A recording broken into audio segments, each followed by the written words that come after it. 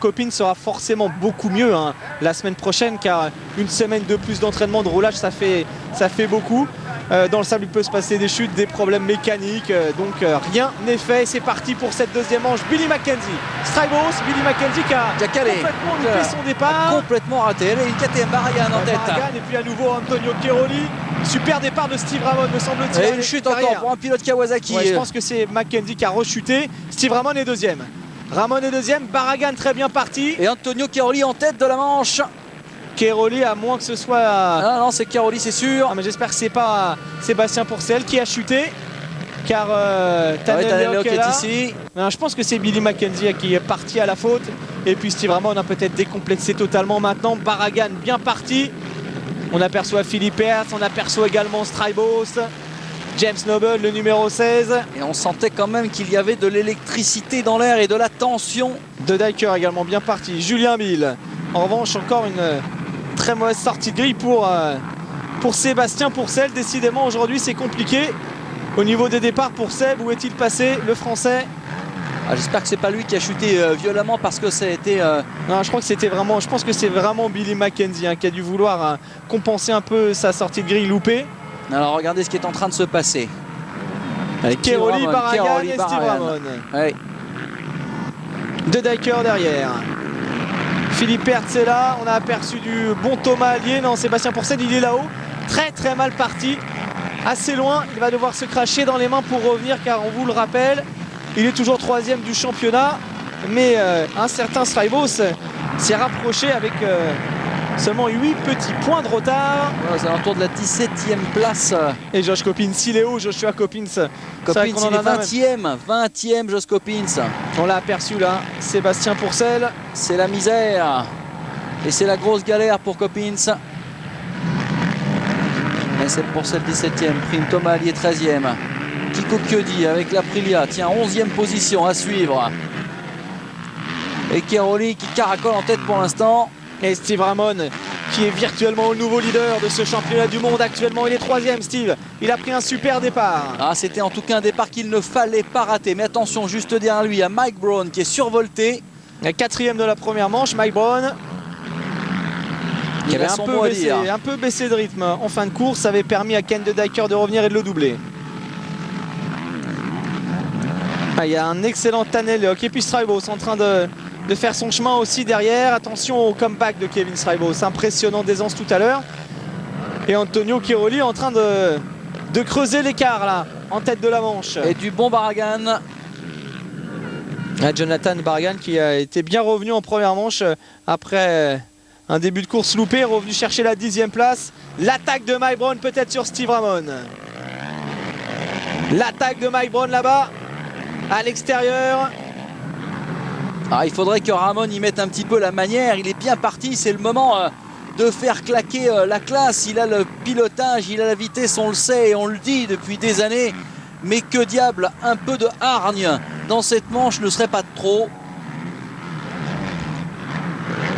Tant qu'à aller chercher un titre de champion du monde, autant le faire avec la classe. Ouais, attention Mike Brown hein, qui pour l'instant est dangereux. D'autant que pour l'instant, eh bien, c'est le champion du monde MX2 qui s'occupe de tout, alors que Brown a fait une petite faute ici, donnant un peu d'air à Ramon. Le champion du monde, donc MX2, qui est venu pour faire une pige et pour aider les pilotes Yamaha à gagner des points au classement constructeur. Eh bien, il fait plus que le boulot, Antonio Cairoli, pour l'instant. Ouais, Antonio Cairoli, pour l'instant, il gagner le Grand Prix, tout simplement. C'est ça. Maintenant, on a vu qu'il avait vraiment baissé de rythme hein, après une quinzaine de minutes. Il l'a expliqué, il a eu mal au bras. Il a beaucoup transpiré, un problème de lunettes également. Ouais, mais regardez Kevin Strybos pour l'instant qui est loin, hein, 8e position. Alors on sait qu'il peut revenir facilement, mais quand même. Là, il y a déjà 3 secondes 6 d'avance pour Cairoli sur Baragan. Ramon, Mike Brown. Ah, Cairoli l'a dit tout à l'heure, hein, au bout de 15 minutes, il avait encore Billy Mackenzie dans la misère. Décidément, il aurait bien aimé sans doute réussir une performance à la Tommy Sierre, gagner lui aussi à domicile. Ça ne sera pas pour aujourd'hui. C'est pas pour aujourd'hui. C'est pour celle revenu du 12e déjà. Allez, quasiment au contact du top 10. René 15e. Si jamais Cairoli emportait son premier Grand Prix MX1 dès sa première apparition, vous ne pensez pas que ça peut lui mettre un doute sur sa participation la saison prochaine au MX2? Et pourquoi pas?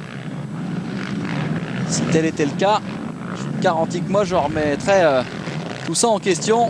Et Coppins, hein, le malheureux Joshua Coppins, oh là là. 21e en ce moment, en dehors des points.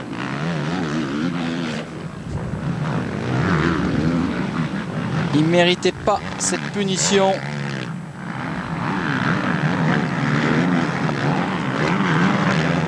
En tout cas, Ramon, il doit avoir quand même une sacrée pression aujourd'hui, c'est sûr. Ah, il a eu du mal à se lâcher en première manche. Là, ça semble quand même aller de mieux en mieux au fil des tours. C'est normal. Il est en train même de se rapprocher légèrement de Jonathan Barragan. Et ça serait bien. Ah, il y a eu une chute. Il y a eu une chute. On a vu le drapeau jaune, l'un des pilotes leaders, alors que là, on aperçoit Coppins peut-être qui abandonne. L'abandon de Joshua Coppins. Qui rentre et qui jette l'éponge. C'est l'image. C'est sûrement le tournant du championnat. Le voilà. Joshua Coppins qui rentre malheureusement au stand alors que derrière, oui, il y a eu du changement puisque Barragan est sûrement parti à la faute. Regardez, Steve Ramon désormais second, sous la menace de Mike Brown, sous la menace également de Tannel Lehoc. Allez, il est en train de le construire, ce titre de champion du monde. Ramon, il faut le construire avec la classe, c'est important. Il faudra laisser, quoi qu'il arrive, un bon souvenir. Néanmoins, Steve Ramon aura été l'homme le plus régulier cette saison dans cette catégorie. Ça, on ne peut pas l'enlever. Et il y a des titres qui se construisent comme ça. On se souvient de son titre 125 notamment, qui avait été un peu construit de la même manière. Ouais, où il avait bien roulé surtout en début de saison. Ensuite, il avait subi la loi de Stefan Everts qui était revenu disputer les dernières courses. C'était pas le même schéma quand même, hein. Mais là, qui aurait pensé que Steve Ramon reviendrait et se remettrait en course pour le titre mondial? Tant Joshua Coppins avait quand même dominé les 2 tiers de la saison jusqu'à sa blessure. Allez, Billy McKenzie à l'image. Ouais, qui est reparti malgré... Qui va avoir le titre du courage aujourd'hui dans cette deuxième manche. Il n'aura pas pu défendre ses chances. C'est dommage. Et Barragan qui est encore parti à la faute et tout ça, ça nous fait oublier Antonio Cairoli, deuxième de la première manche, actuellement leader. Capable de gagner, Jean-Christophe, son premier Grand Prix MX1. Et tout simplement, quelle leçon. Et regardez les écarts, il a 6 secondes d'avance sur Steve Ramon, Mike Brown, Barragan. Straibos à 10 secondes de retard, Kevin Straibos sur Antonio Cairoli. Philippe Salvini Pourcel qui vient de rentrer dans les 10. Alors que Steve Ramon n'est pas non plus totalement relâché, car derrière, ça revient très fort avec Mike Brown, avec Lehoc, avec De Dyker, Barragan, Straibos. Ah, il n'est pas à l'abri de craquer légèrement non plus sous la pression. Mais ça serait dommage, c'est vrai qu'il a fait le plus dur en partant devant, Steve Ramon. Maintenant, il faut aller chercher un gros résultat impérativement. Avant le départ avec 4 points de retard face à Josh Coppins. Là, il est en train d'en reprendre 20 d'un coup. Non, même 22 d'un coup avec cette deuxième place, alors que Kevin Straibos attaque Jonathan Barragan. Kevin Straibos, lui aussi, aimerait bien aller quand même chercher la victoire dans ce Grand Prix. Ah, il est fort, Kevin Straibos, on le voit, changer ses lignes, modifier les trajectoires pour aller trouver une solution face à Jonathan Barragan. Tannel Lehoc est là également. Ah, puis il est revenu à une vitesse, Kevin Straibos. Quel dommage lui aussi qu'il ait été blessé cette saison. Allez, après la victoire de Tommy Cyr, on encourage Barragan, on encourage également David Philipperts, qui n'est pas dans un grand jour aujourd'hui. Alors, est-ce que Kevin Straibos est en mesure de revenir sur la tête de la course? Le problème maintenant pour Straibos, c'est qu'il faut aller chercher la victoire s'il veut gagner le Grand Prix. 25 minutes et 2 tours, c'est possible. Et pour ça, il vient de gagner une place, il est 9e. Straibos a débordé Barragan. Prochain objectif, Tannel Lehoc et De Dyker derrière, qui nous refait exactement le même scénario que tout à l'heure. Un mauvais départ, une montée en puissance, la voici, avec l'attaque sur Barragan peut-être. Il casse les sauts. Ken De Dyker qui prend l'avantage. Ça y est, c'est fait sur Jonathan Barragan. Et dans la foulée, peut-être, il va aller se mesurer à Kevin Straibos. Tous ces garçons qui reviennent. C'est vraiment la foire d'empoigne. Derrière, Cairoli, Ramon, Brown, tous ces hommes sont maintenant à la lutte avec Straibos, avec De Dyker qui réussit des impulsions pour enchaîner. Il est vraiment lui aussi impressionnant sur ce circuit, le grand Ken de Dyker. Quel style ce Ken de Dyker, en plus c'est un garçon extrêmement sympathique. Ah, il fait une très jolie saison.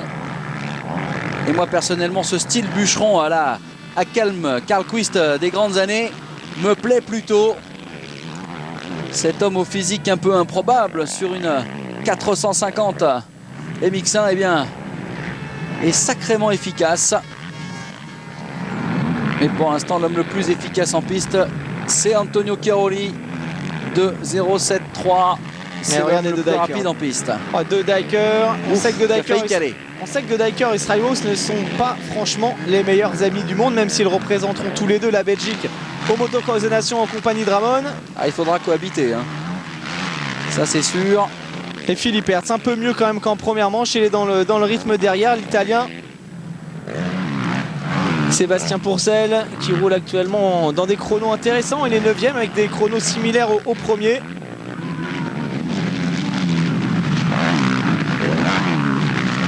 Et au niveau des trajectoires, il n'hésite pas à aller chercher les grands vélodromes de Dyker pour ressortir. Ah, mais il aime ça, regardez, c'est sa trajectoire de tout à l'heure. Et ici, il est vraiment très rapide. Ensuite, il recoupe les traces. Ça. Ah, mais techniquement, c'est vraiment très bien fait. Là, il vient quand même d'effacer Strijbos d'un coup, qui n'en revenait pas d'ailleurs. Vraiment un super trajectoire extérieure. Ensuite, on recoupe. C'est parfaitement bien joué. Voici la trajectoire de Jérémy Taou avec ce petit intérieur à côté du piquet. Et un Strijbos en difficulté. Qui a un peu plus de mal. Derrière, ça revient bien avec Sébastien Pourcel qui se met dans le rythme de cette seconde manche. Il est face à ses principaux adversaires pour la 3e place, Strijbos et David Philippe Hertz. Donc c'est très important pour lui également.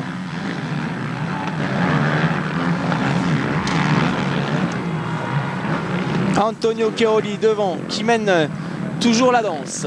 Il vient de faire un 2,072. Ce qui fait de lui l'homme le plus rapide en piste à ce moment de la course. Ouais, mais c'est plus facile, il est tout seul devant, il peut choisir ses trajectoires, alors que derrière, regardez, il y a quand même un groupe de chasse, tout le monde est à la lutte, on se suit, on essaye de trouver des ouvertures, mais on perd du temps aussi, on dépense de l'énergie, alors que Cairoli, seul devant, peut s'appliquer, peut aller chercher des extérieurs peut-être un peu moins troués. Le voici Antonio Cairoli. Attention, petite erreur, il s'est bien rattrapé. 22 minutes plus de tours. Avec peut-être la sensation, le champion du monde MX2 qui pourrait remporter dès sa première sortie chez les gros bras, alors qu'il n'avait pas franchement envie d'aller en découdre avec les meilleurs de la catégorie, qui pourrait remporter ce Grand Prix exceptionnel. Saison énorme d'Antonio Cairoli, vraiment. Et on a hâte de retrouver le jockey italien.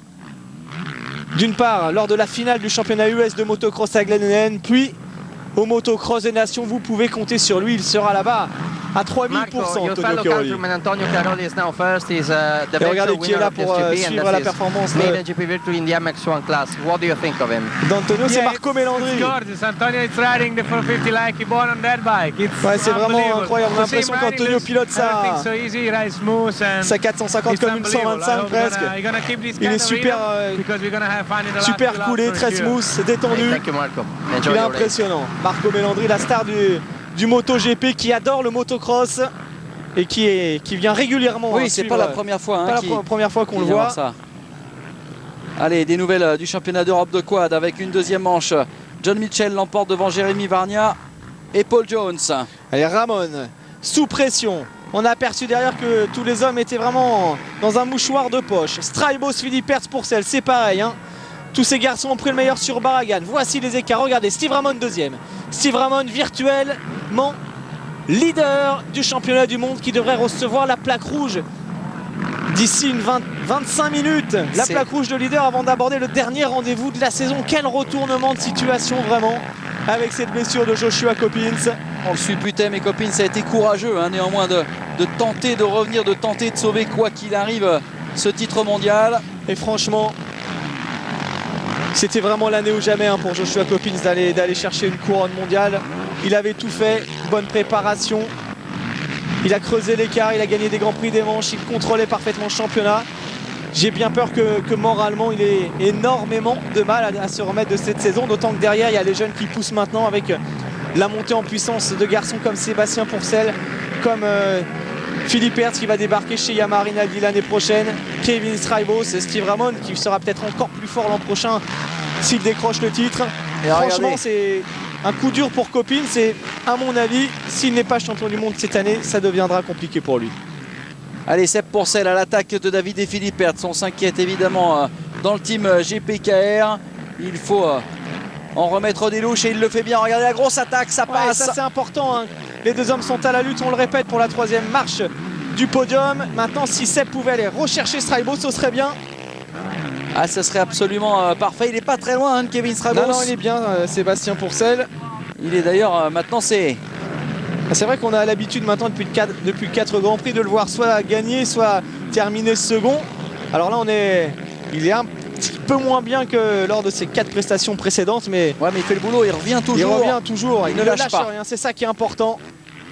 Il est entré dans une nouvelle ère, Sébastien Pourcel. Et regardez, techniquement, il envoie de belles choses ici, la grosse impulsion.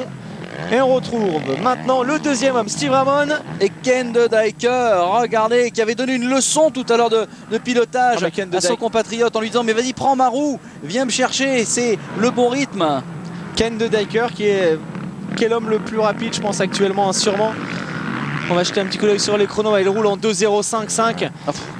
C'est clairement l'homme le plus rapide et à ce rythme-là, il peut aller chercher Cairoli. Il peut aller chercher Cairoli, c'est clair. 18 minutes plus de tours, c'est tout à fait jouable pour l'étonnant Ken de Dyker, vraiment. Ouais, qui fait à chaque fois là depuis le début, hein, de la course. Regardez cette attaque dans les appuis. Ah ouais, il est à 200%. Pulvérise la terre anglaise, c'est incroyable. Ah, il fait plaisir à voir, il se donne vraiment.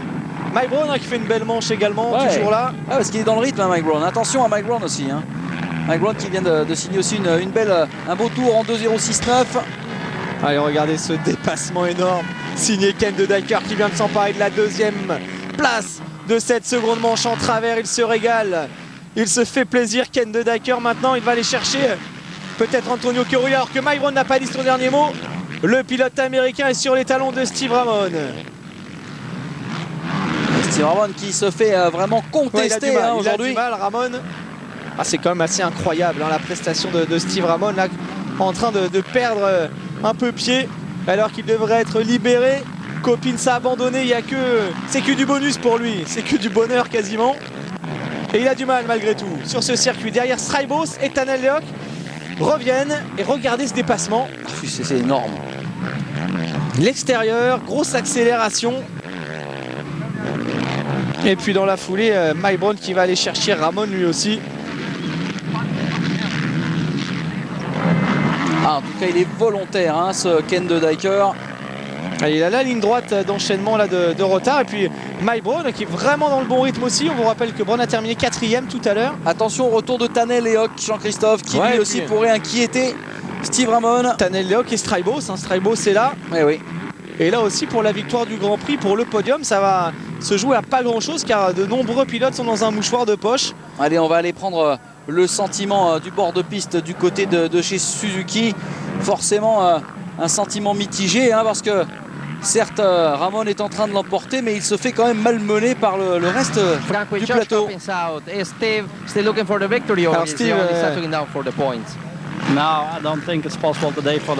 Non, c'est pas possible d'aller chercher la victoire aujourd'hui. Il faut marquer le plus de points possible et puis aborder le dernier Grand Prix avec de l'avance. Allez, on est quand même assez réservé, hein, chez Suzuki, un peu tendu. Allez, de Dyker, la machine de Dyker est en marche à la poursuite de Cairoli.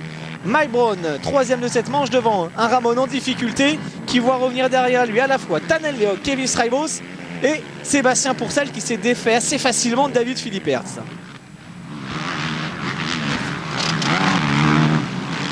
Et Tanel Leok qui est en train de revenir sur le pilote Suzuki. Cairoli toujours en tête avec 6 secondes d'avance maintenant sur Ken de Dyker. Derrière suit Brown, puis Ramon. Ouais, ça serait bien de revenir un tout petit peu sur l'homme qui domine cette 2e manche.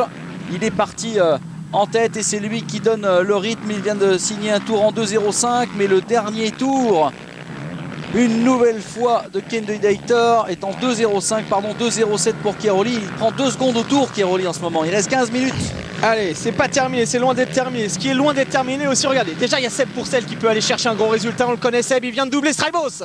Sébastien Pourcel vient de doubler Strybos. Devant lui, Tanel Lehoc et Steve Ramon. Il est dans un bon rythme, Seb Pourcel. Attention. Exactement ce qu'il faut faire. Énorme nouvelle, donc on vous le disait. Gauthier Paulin qui est revenu en course pour aller chercher la victoire en Europe. Et que dire d'Yves de Maria qui signe le doublé également du côté du Danemark. Et qui reprend des gros points. Bah oui, puisque Bruggelmans a galéré dans la deuxième manche. Et Tefli, écoutez bien, il a 4 points de retard, il reste une course. 4 points de retard à Roggenburg sur l'un des circuits favoris du Marseillais. Pourquoi pas pour aller chercher un 3e titre mondial. C'est énorme ce qui se passe aujourd'hui. De Maria, Paulin et maintenant Sébastien Pourcel en MX1 après la démonstration de Tarou et d'Aubin tout à l'heure en MX2. On vit encore un grand moment de motocross pour la scène tricolore. C'est une belle journée en tout cas. On va se reconcentrer. Keroli, De Decker, Braun, maintenant Ramon, poursuivi par Tanel Lehoc.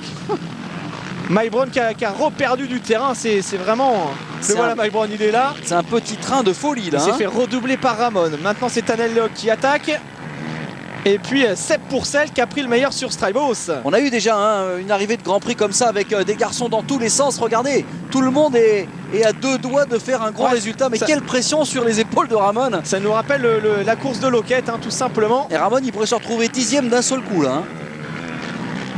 C'est quasiment ça, c'est vrai. Mais oui. Ah, ça serait bien qu'il se réveille parce que je pense que derrière, on a de sacrées ambitions. Sébastien Pourcel qui est vraiment bien en ce moment. Dans les extérieurs, il essaie de trouver de la vitesse au maximum. Seb Pourcel, c'est bien, on va vérifier un petit peu les temps autour. L'attaque de Sébastien Pourcel sur Tanel Lehoc avec l'accélération. On casse le saut, ça passe, bien joué, la belle trajectoire. Jean-Christophe. Trouvé par Sébastien Pourcel qui revient petit à petit. Seb, c'est le plus vite en piste, 2,06, 210. C'est l'homme le plus rapide en piste pour l'instant. Il va s'attaquer maintenant à l'américain. Attention, c'est fait ici. C'est passé pour Sébastien Pourcel qui vient de gagner 2 places. Et Tanel Lehoc aussi qui réplique et qui s'occupe de tout et qui vient de lui aussi déborder l'américain. Bon, alors où on en est là? C'est toujours Antonio Keroli qui est en tête devant Ken De Decker. Ramon toujours 3e et la 4e place pour Sébastien Pourcel maintenant. Alors on le disait qu'il allait peut-être quitter le podium. C'est pas sûr du tout. C'est pas sûr. C'est pas sûr du tout. Il va peut-être réussir une grosse performance à nouveau. À mon avis, il va dicter sa loi à Steve Ramon. Alors ça va vraiment être un sacré coup d'épée dans le dos. Allez, 12 minutes, encore plus de tours. C'est interminable. Et Strybos qui est vraiment plus que contré dans cette manche. Regardez l'attaque maintenant de Sébastien sur, je vous le donne en 1000, Steve Ramon. Il a trouvé à qui causer Steve Ramon dans ce championnat du monde de MX parce qu'il y a vraiment des clients. Non, puis ce qui est bien pour Sébastien Pourcel, c'est qu'il reprend encore des points à Strybos. Il en avait perdu en première manche, il va, on l'espère pour lui, en regagner dans la deuxième. Et puis il en reprend sur Philippe Hertz. C'est-à-dire qu'il est bien parti pour aborder le dernier rendez-vous en 3e position. Ouais, en 3e position avec toujours une possibilité pour faire un gros truc, même si c'est déjà un gros truc, la saison de Seb Pourcel. Ouais, parce qu'avec l'abandon de Joshua Coppins aujourd'hui, c'est vrai que Sébastien, il peut clairement se repositionner maintenant pour une place de vice-champion du monde. C'est clair. Et pourquoi voire pas mieux. Et pourquoi pas mieux, effectivement, car on ne sait jamais ce qui peut se passer du côté de l'Europe. Il peut tout se passer là-bas. Et puis il faut aussi imaginer que le sable, c'est un truc qui lui va bien. C'est un truc qui lui va pas mal du tout. Il s'entraîne un petit peu en Belgique quand même toute l'année.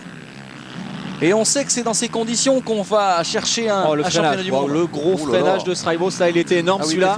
À l'intérieur pour aller chercher Tanel Lehoc. À mon avis, il est un peu agacé là, Kevin Strybos, parce que... ça passe sûrement pour Sébastien Pourcel sur Steve Ramon, j'ai l'impression. Changement de trajectoire avant le saut, il allait se placer à l'intérieur, ensuite c'est passé. C'est passé.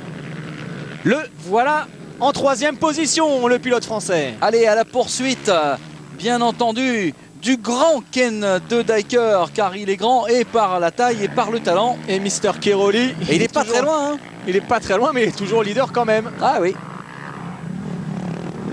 Comment elle va se terminer cette manche? C'est incroyable. Fou. Comment elle va se terminer? Allez, c'est pour celle qui s'est bien reconcentrée. Il est revenu, il double et il avance. La pendule tourne et elle tourne à son avantage pour l'instant. On va suivre bien sûr les merveilleuses traces du pilote français. Regardez comme c'est coulé. Ah, il y a une grosse différence de style en tout cas entre Ken de Decker et Sepp Pourcel. Ça, il y a un peu du Stéphane Everts, je trouve d'ailleurs, dans Sepp Pourcel, dans cette façon de se tenir debout, toujours sur la moto.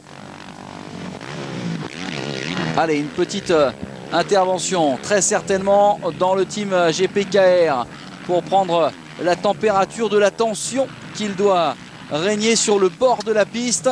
Et oui, on croit au rêve bien sûr chez les Français et il y a de quoi. Alors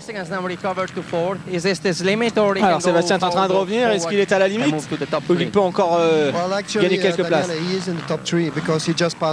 Il vient juste de passer Ramon pour rentrer dans le top 3. Il a donné pas mal d'efforts pour revenir, la course est encore assez longue. Et c'est vrai qu'il a fait de gros efforts, mais le team manager est bien entendu vigilant. Regardez qui est en train de revenir. Et ouais. Eh oui, c'est Kevin Strijbos qui est en train de faire le boulot. Alors est-ce qu'il va y avoir des consignes d'équipe entre Ramon et Strijbos? Écoutez, je ne sais pas, mais pour l'instant il est quand même en train de littéralement humilier son compatriote, même si le résultat final on le connaît. On a parfois quand même du mal vraiment à comprendre la logique des teams. Non, c'est surtout Steve Ramon qui est un garçon qui est plein de talent et pourquoi il se lâche pas là pour aller chercher un maximum de points possible. Too much pressure. Vraiment trop de tension. C'est un garçon sensible, Steve Ramon. Et il est surtout psychologiquement facilement atteignable. On l'a vu à maintes reprises. Même s'il est consistant, solide sur une saison régulière, ce qui va peut-être l'amener à être titré mondialement. Derrière, il y a des gens qui ont beaucoup de talent et surtout beaucoup plus de mental que lui. Strijbos qui est en train de faire une grosse fin de course, comme d'habitude. Allez, il reste 8 minutes, il va falloir suivre la progression vers le haut. Maintenant, 4 secondes séparent Antonio Cairoli de Ken de Decker. Cairoli qui fait vraiment un truc de fou dans cette manche. Ouais, le podium qui va jouer entre Cairoli, de Decker, Pourcel et Strijbos. Avec pour l'instant la victoire qui reviendrait à Antonio Cairoli. Alors est-ce que Strijbos va pousser un petit peu Steve Ramon?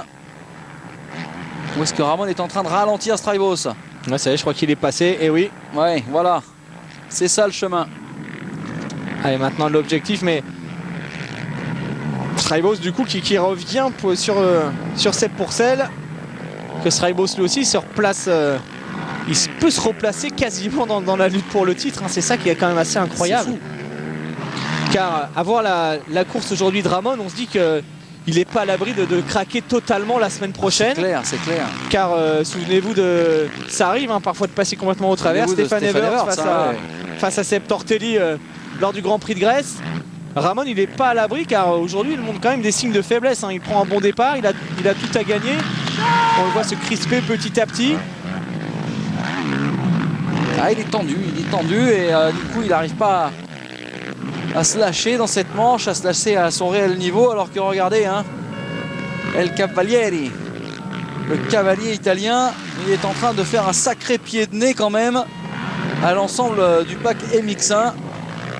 Première sortie et première... 3 secondes 4 à 6 minutes plus de tours, ça devrait quand même être bon. Ça peut tenir, même si De Decker est quand même plus rapide en ce moment, d'une seconde au tour quasiment. Ouais, c'est pas n'importe qui quand même, mentalement qu'on a devant, et on peut imaginer que au talent et à la hargne, Cairoli lui se dit que finalement un premier Grand Prix pour une première sortie, ce serait pas mal. Il y a une demi-grande ligne droite d'écart entre les deux. Dieu que De Decker a l'air facile, mais attention, Sepp Pourcel, lui aussi il a l'air facile dans cette manche. Il faut suivre le retour de Sepp Pourcel qui peut peut-être aller chercher Ken de Decker. Ouais, il est bien en ce moment, Sébastien, ça ne fait pas de doute. Et c'est une bagarre, regardez, il l'a vu d'ailleurs, Ken de Decker, il s'est retourné. C'est que le danger vient de derrière. Alors est-ce que ça va le surmotiver pour fondre sur Cairoli? Il y a peut-être un petit souci, tiens, il vient de regarder à l'arrière de sa moto. C'est sa botte, c'est sa boucle de botte qui est détachée à Ken de Decker, regardez. Ouais, ça c'est pas très grave. On voit en bas à droite, petit problème. Même si ça doit être un poil gênant dans les virages, ça n'empêche pas de rouler.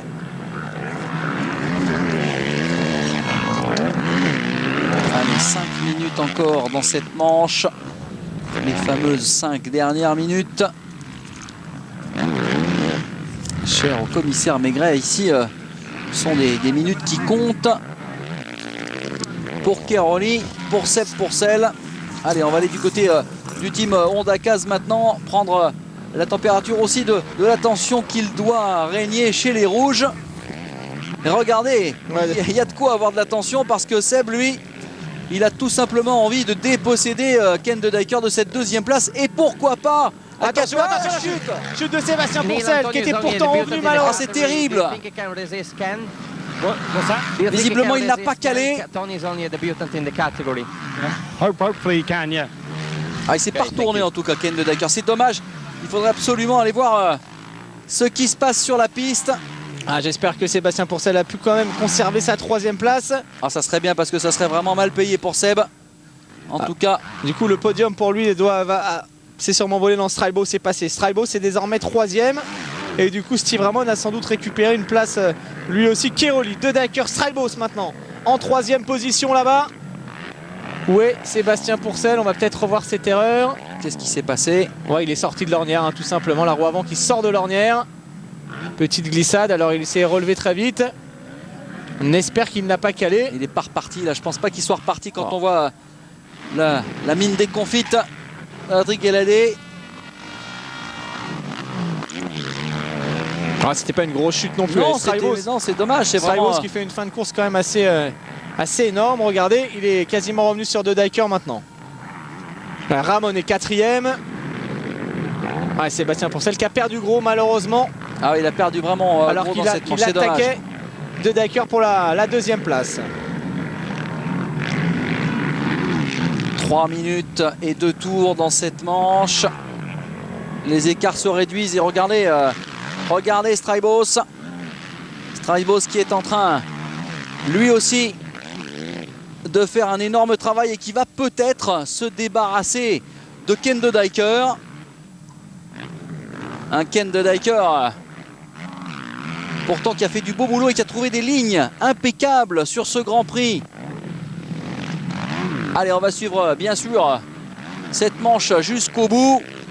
Ken de Dyker avec sa trajectoire extérieure ici. Il se bagarre, il se bat pour aller chercher cette seconde place. Mais Straibos attaque à l'extérieur. Et peut-être le jeu des futurs coéquipiers qui est en train de se mettre en route. On a presque la sensation que tout le monde est en train d'attendre Steve Ramon. C'est bizarre. Allez, l'extérieur pour de Dyker, l'intérieur pour Straibos. Tout le monde réplique. Et Straibos qui se bloque dans l'ornière. 2 minutes et 2 tours dans cette manche. Sébastien Pourcel en 7e position après sa chute. Et Antonio Cairoli toujours en tête avec maintenant 7 secondes d'avance sur Ken de Dyker. Ça devrait tenir. Ça devrait tenir pour le pilote italien. La seconde position de Kevin Straibos, 1:38 de la fin du temps réglementaire. Il se donne un petit peu d'air sur Ken de Dyker. C'est complètement fou ce qu'on est en train de vivre dans cette manche. Quel pilotage de Kevin Straibos. Et quelle merveilleuse fin de saison. Ça va vraiment relancer le compteur des points, bien sûr. Virtuel deuxième du Grand Prix, Kevin Straibos à la force du poignet qui est revenu de très loin. C'est bon pour Suzuki en tout cas, ce qui est en train de se passer actuellement. Suzuki qui va accroître ses points sur Yamaha, même si Cairoli reprendrait un tout petit peu d'air, puisque la deuxième Yamaha est assez loin. Anderson Bradley pour le moment. Anderson Bradley au guidon de la deuxième Yamaha en 14e position. Pierre-Alexandre René en 15e position. Alex Salvini en 16e position. Il va falloir jouer serré en termes de points. On verra ça tout à l'heure, mais pour l'instant Cairoli après 15 tours à 7 secondes d'avance sur Straibos, 10 sur de Dyker, 15 sur Ramon. Sepp Pourcel maintenant en 8e position, à 3 secondes de Davide Philippert. Quel dommage pour le Français. 10 secondes de la fin du temps réglementaire. Et pour cette première participation en MX1, Cairoli est au bord du rêve. Et c'est sûr que les hommes du team Paolo Martin qui ont préparé cette 450 pour le champion italien doivent se frotter les mains. Quel niveau quand même, ça donne vraiment un ordre d'idée du niveau qu'il y a aujourd'hui en MX2 quand on voit cette performance d'Antonio Cairoli. Et c'est vrai que régulièrement on se plaît à regarder les écarts autour qu'il y a et les différences de vitesse de pointe entre le MX1 et le MX2, mais la réponse ici, regardez la réponse d'Antonio Cairoli, elle est carrément plus que criante de vérité. Les hommes du MX2 sont vraiment des gens de grand talent. Et si toutefois Antonio Cairoli se piquait au jeu de cette catégorie MX1, pourquoi pas s'inscrire l'année prochaine à 2 tours de l'arrivée. En tout cas, je ne sais pas s'il pense à cela, mais moi je ne peux pas m'empêcher de l'imaginer. Et Kevin Strijbos qui vraiment cette saison lui aussi est passé par très loin d'un merveilleux exploit. Il aurait réellement pu aussi aller chercher Cairoli, mais c'est pas terminé. Allez, il faut pousser fort, il reste 2 tours. Et on encourage les pilotes Suzuki. Ramon en 4e position, Tanel Leok 5e, Brown 6e, Philippert 7e. Pour celle qui tente de revenir maintenant après sa chute en 8e position. Belle performance également de Julien Bill en 10e position, le Suisse. Et on suit le rythme de Kevin Strijbos qui aura bossé très très fort dans cette manche pour tenter de remporter le Grand Prix. Le Grand Ken de Dijker en 3e position maintenant. Lui qui a tenté de montrer la voie à Steve Ramon à plusieurs reprises sur ce Grand Prix. Et on entend bien le blocage des disques arrière de ces grosses 450. Voilà, 9 secondes d'écart maintenant entre le 2e et le 3e. La messe est dite, c'est une évidence. Alors que Strijbos est revenu à 5 secondes d'Antonio Cairoli dans les derniers mètres. Ça va peut-être se jouer dans les derniers mètres. En tout cas, Cairoli de toute façon est en tête à 1 tour et demi de la fin de ce Grand Prix d'Angleterre. Dieu que Donington Park nous aura surpris ce week-end. Ah, il faudrait revenir évidemment. Il faudrait revenir sur la tête car un homme extrêmement rapide en ce moment, c'est Kevin Strijbos qui vient de signer un 2:05,718. C'est l'homme le plus rapide en piste à 1 tour et demi de la fin. Attention au retour de Kevin Strijbos car à ce rythme, il pourrait fondre sur Antonio Cairoli. Dernier tour pour Cairoli, dernier tour pour Strijbos, pour De Dijker, pour Ramon et les autres. Le voici ce panneau, un tour. Peut-être synonyme de victoire au général pour Antonio Cairoli et de première victoire dans sa carrière, sa courte carrière en MX1 puisque c'est sa première participation dans cette catégorie. Énorme entrée en matière de cet homme en blanc et bleu qui a déjà défrayé la chronique cette saison avec une domination sans partage sur la catégorie MX2 et qui est tout simplement en train de moucher le pack du MX1 dès sa première sortie. Que dire sur cet homme? Je pense que c'est de toute manière, depuis de nombreuses années, un virtuose. Mais là, il est en train de rentrer dans la légende du motocross. On imagine ce que Cairoli pourra faire au Cross des Nations. Une équipe italienne qui devrait être là aussi très solide. Avec Philippert également. Davide Philippert 7e avec sa KTM de cette manche. Et regardez ce dernier tour. Et les Anglais qui saluent la performance, bien entendu, d'Antonio Cairoli. On entend les cornes de brume. Il a toujours un très gros rythme. On l'a bien pas noté dans le dernier tour. Il sait que Kevin Strijbos est dangereux. Mais il sait également ce que c'est qu'aller chercher une victoire, une belle victoire, sous pression. Il ne tremblera pas, il ne faiblira pas Antonio Cairoli, en tout cas pas maintenant. Ce serait vraiment dommage. Écoutez les Anglais qui klaxonnent ce grand champion. Nous sommes maintenant à quelques mètres de l'arrivée. Et il est fort possible. Regardez Strybos qui est vraiment plus très loin maintenant. Alors là, c'est chaud cette arrivée, c'est chaud. Tous les amoureux du motocross doivent se délecter. La voici cette victoire avec un knack-knack. Et pourquoi pas, il peut lever le poing. C'est un grand homme aujourd'hui. Un grand homme que vous voyez sur vos écrans. Merci. Merci, monsieur Cairoli. Waouh. Il peut lever le poing. Et tous les hommes du team Paolo Martin peuvent être satisfaits. Quelle claque! Vraiment, Antonio Cairoli vient de donner à l'ensemble du pack MX1. Eh bien, croyez-moi, Yamaha qui l'a appelé pour faire une pige dans cette catégorie devrait certainement se souvenir de cette première apparition d'Antonio Cairoli. Ah, il est fou de joie, Antonio Cairoli. Décidément, les week-ends se suivent et se ressemblent pour Cairoli au plus haut niveau.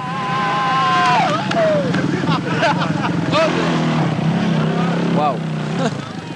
Eh oui. Antonio qui est monté progressivement dans la hiérarchie ce week-end. On l'a vu aux essais chrono. Il est arrivé timidement. Regardez, en plus avec un bon knack-knack pour voir derrière où était Kevin Strybos qui n'a pas démérité dans cette manche. Quelle victoire!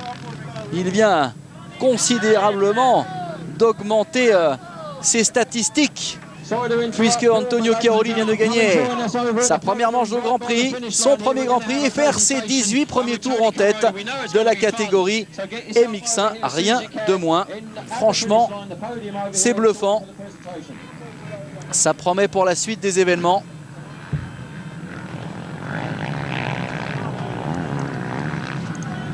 Quelle démonstration!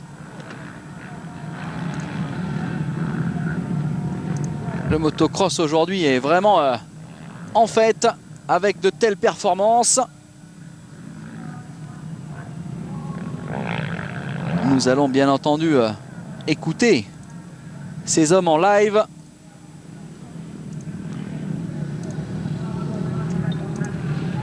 Ah, il doit se passer des choses dans la tête d'Antonio Cairoli là. Je profite de ce podium. Voici donc le classement. Cairoli, Strybos de Dyker, Ramon, Leog, Brown, Philippe Hertz pour celle 8e de cette manche après sa chute. J'en profite grâce à nos amis de Quadlib pour vous donner le résultat du podium général des 12 heures de Pont de Vaux. Et c'est Piron Mertens qui remporte les 12 heures de Pont de Vaux devant l'excellent team Morin, Bonnard, Team The Race sur un 450 Suzuki LTR. Premier donc Yamaha. Troisième les Américains, Gilly, Fredericks.